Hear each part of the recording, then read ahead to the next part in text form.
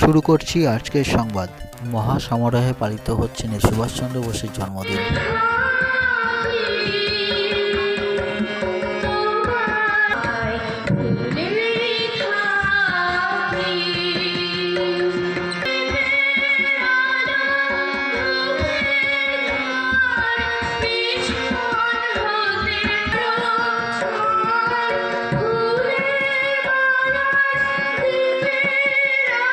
অনুষ্ঠান একটু হাততালি দিয়ে সবাই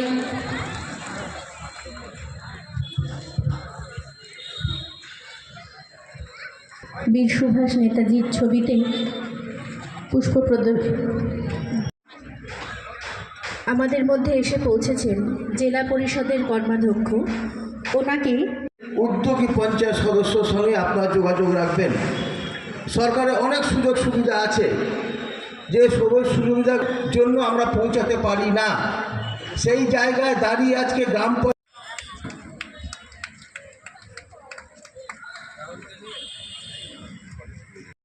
আজকে অনুষ্ঠান হচ্ছে 151 নম্বর বুথ, শিবচাঁদ বুথ।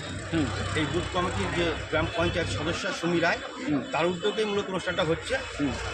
নাগরিক সম্বর্ধনা, শীতবস্ত্র প্রদান এবং সাংস্কৃতিক অনুষ্ঠান এটা করছে আমাদের, আর সমস্ত পরিচালনা করছে বুথ কমিটি যে আছে আমাদের, সেটাই। নেতাজি সুভাষচন্দ্রের জন্মজয়ন্তী উপলক্ষে এমন একটা দিনটাকে বাঁচলাম যে এটা আজকে নেতাজির জন্মবার্ষিকী। একটা মহান দেশনায়ক, তাকে তার স্মৃতিটাকে আমরা আগলে ধরে রাখতে পূরণ করতে। এর পাশাপাশি আমরা কিছু দুস্থ গরিব মানুষ যারা আছেন এই ঠান্ডায় কাতর, তাদেরকে শীতবস্ত্র দিচ্ছি। আপনার নাম? আমার নাম সনাতন রায়। শুরু হবে তার জন্য অনেক অনেক ধন্যবাদ। বিশেষ আর কিছু না বলে প্রোগ্রামকে এগিয়ে নিয়ে যাওয়ার জন্য বলছি অনেক অনেক ধন্যবাদ। এই যে উদ্যোগটা প্রবীণ নাগরিকদের